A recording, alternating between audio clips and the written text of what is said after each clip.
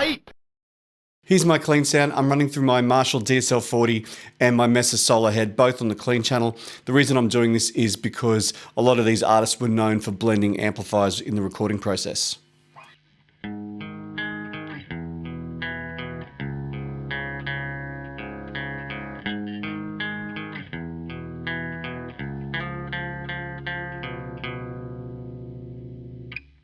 Now at the moment I'm playing my P90 loaded Les Paul. I will change guitars depending on the example that I'm playing.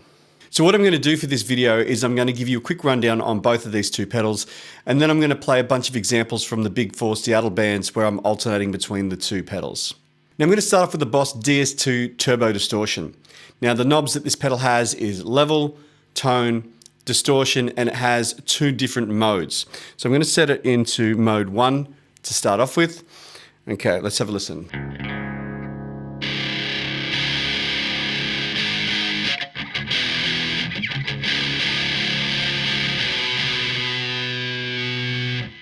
All the way up.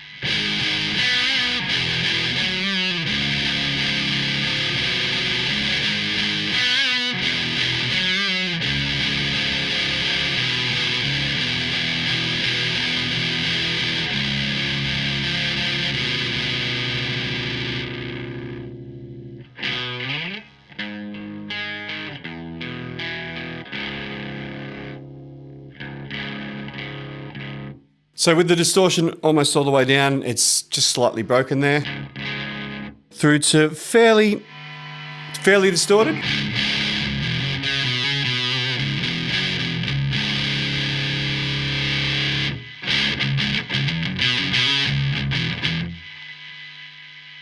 So with the tone control up, it just makes it a bit barkier, but it's not really fizzy like the DS1.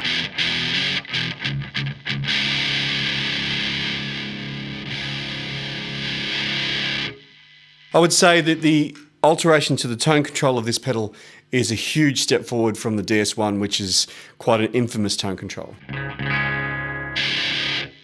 Now let's check out mode 2.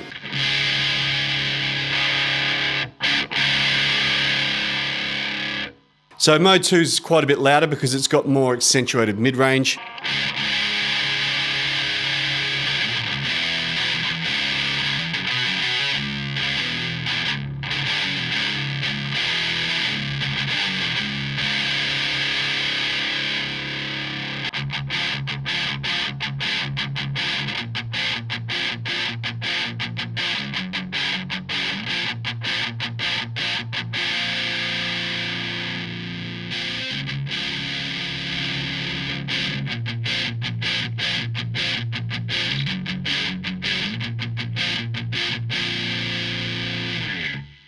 Yeah, so mode 2 is definitely a lot barkier, it's a lot more aggressive in the mid-range.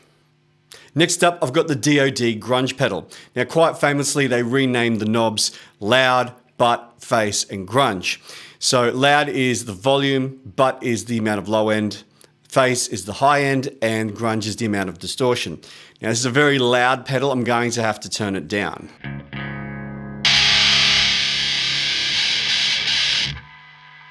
So when I play this and the DS2 back to back, you'll probably have to notice that I am running this a lot softer because it is way louder than the DS2.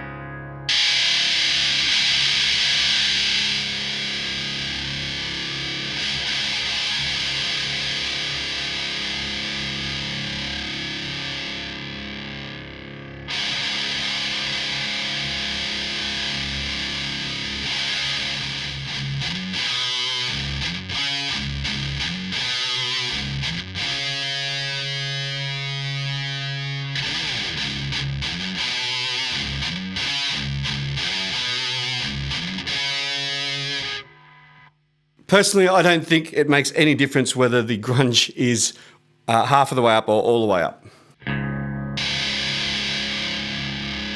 Makes a little bit of a difference when you turn it down.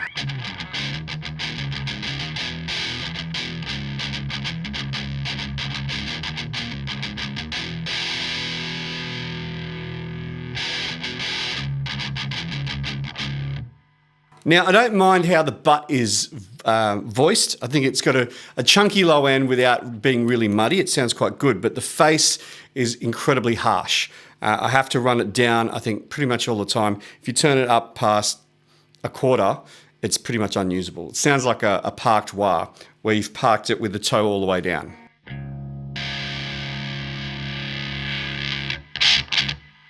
It's just terrible.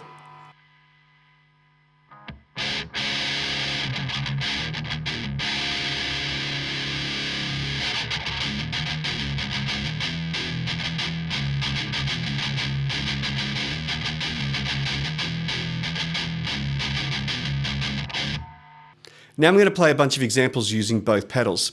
Now you'll notice that the knobs aren't going to be set exactly the same, and that's because they are both quite different from each other. So the Grunge pedal has more gain and more volume, so I'm going to have to run those controls less than on the DS2. It doesn't mean that I'm favoring the DS2 over the Grunge pedal. They're going to be about the same volume, but the knobs aren't going to be exactly the same. Now, both of these two pedals are plugged into a channel each of the JHS switchback, which means they will never be on both at the same time. The green light is for the DS2, and the red light will be for the Grunge. So I'm going to start off with an example by Nirvana, and I can hear you saying right now, Kurt didn't play Gibson. You're absolutely correct. However, he did often play Mustangs and Jazzmasters, and the closest guitar that I have to those kinds of pickups is my P90 loaded Les Paul. So although it's the wrong make of guitar, it's got similar type of pickups.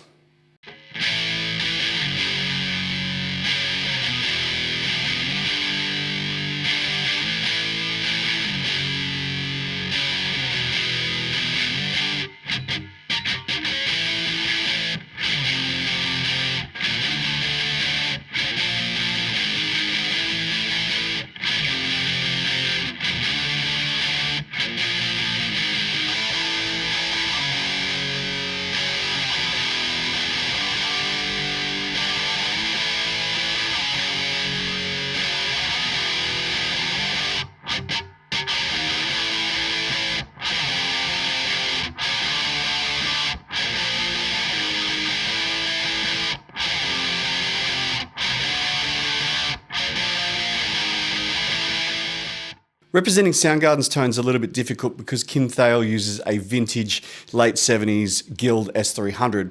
I don't have any guitars in my collection that are similar to that in any way, so I'm going to use my Paul Reed Smith Custom 24.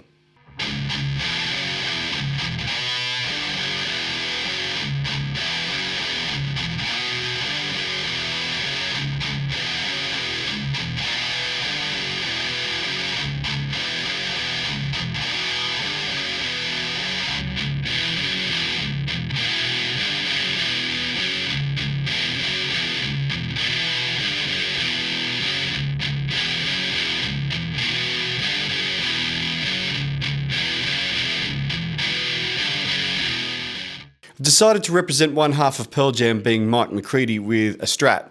So Mike McCready is known to play a Strat, while the other guitar player, Stone Gossard, often plays a Les Paul.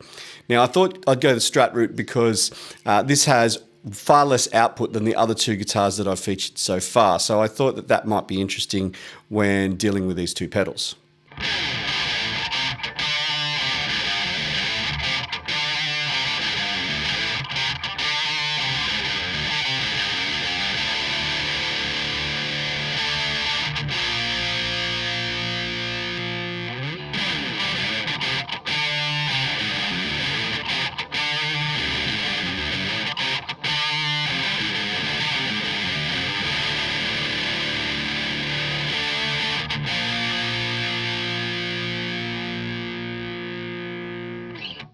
I've gone back to using my PRS to represent Jerry Cantrell of Alice in Chains, who in the early 90s was using a G&L Rampage with a single Seymour Duncan JB humbucker in the bridge.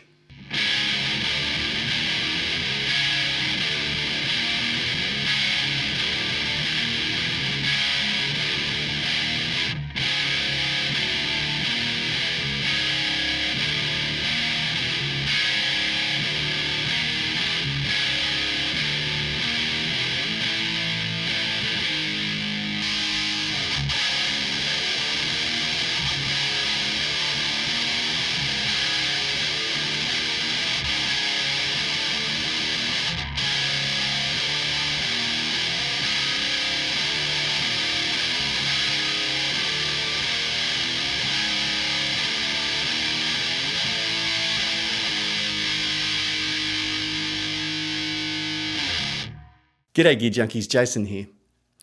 In the mid to late 80s in the city of Seattle, Washington, an underground scene started to emerge of guys playing this very hard style of alternative rocks mixed with punk and other styles. By the early 90s, that new style had a label. It was called grunge. Now, when grunge exploded after the release of Smells Like Teen Spirit by Nirvana, everybody wanted to sound like these grunge bands from Seattle. These bands tended to have a very raw and rough sound, which completely contrasted against the hair metal scene which had preceded it, which was becoming more and more highly produced and more hi-fi. So there began a bit of a race amongst gear companies in the early 90s to try to be able to encapsulate that raw, rough tone so that you could have that sort of sound at home.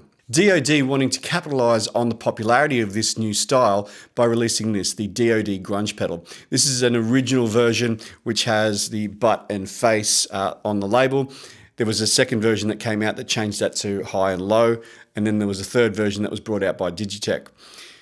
These first versions are probably the most desirable, and I got this one in mint condition a few months ago, and it's got the battery cover, if you were wondering. It is a very raw, very rough pedal, but it is probably higher gain than most of those bands tended to be. Nirvana were not hugely heavy. Pearl Jam definitely were not. Alice in Chains could be, and so could Soundgarden. Now, I really like the way that the butt or the low end is voiced on this pedal. You can wind in a fair bit of it, and it's not overpowering. It just really makes it chunky. But the high control, the face control, is terrible. It's voiced way too high, and it's just got this really ice picky sound. You can't have it up much past about 9 o'clock without it completely ruining your tone. This pedal came out in 1993 at the height of the grunge era, whereas this one came out in 1987. It was originally produced in Japan, and this actually is a Japanese unit. Now, this was actually the pedal that Kurt Cobain used on the album Nevermind. So if you're looking to produce those particularly Nirvana tones, this is actually the pedal you're looking for, not the grunge pedal. And to my ear, this is a more usable pedal than the grunge, purely because that high end is just overbearing on this pedal. This one gives you the flexibility of 2 modes, although I think that mode 2 is just got way too much mid-range. It's super accentuated. It's got a decent amount of distortion, but it's not heavy distortion. You wouldn't use this if you were in a hard rock or heavy metal band because it just needs more gain. The tone control is a definite improvement from the DS1. And it just, I think in mode 1 where it's a little bit scooped, I think it sounds quite good. You get all that sort of chordal definition, which is great for grunge because it was more about those big power chords rather than intricate riffs or anything like that. So if you actually want the pedal that was used by Nirvana, this was also used by John Frusciante, by the way, and numerous other players, get yourself a DS2. The grunge pedal, this is a great collector's item, and I actually think that, if they modified this and changed the voicing of the high control, this could be a super pedal. But in its current form, I couldn't use this. I'm sure that it was probably aimed at kids in their bedroom to just sound super heavy. And, for a lot of kids, they probably did that. And a lot of people probably look back on this pedal with a lot of fond memories from their childhood. But if you run it through a decent amplifier with a decent guitar, it's very hard to get a usable tone. Nirvana recorded their final album In Utero in January of '93. This came out later that year, so it's highly improbable that this was used on the album. We do know that Kurt Cobain had one of these on his board for that tour. However, it was said that he either never had it plugged in or he never used it. So I think he was basically trolling people to make them think that this was the secret of his tone. However, there is a lot of evidence of him using this live. There's plenty of photos out there and video of him actually using this pedal. So if you want those Nirvana Kurt Cobain sounds, DS2 is the way to go. For the other examples, though, I don't really think either of these two pedals were particularly good for them. Those other bands are well known for using amp distortion or amp overdrive. So if you want that Soundgarden or Alice in Chains sort of sound, you're better off using a really good tube amplifier. So if you've got any comments or you've got any questions you want to ask, please leave them down below in the comments. If you enjoyed this video, please give it a like. And if you haven't already, please subscribe. You can join the Middle Aged Gear Junkie Facebook page by clicking on the link in the description. You can also support this channel by going to the Middle Aged Gear Junkie store and buying some merchandise. Other than that, my name is Jason. Have a wonderful day. See you later.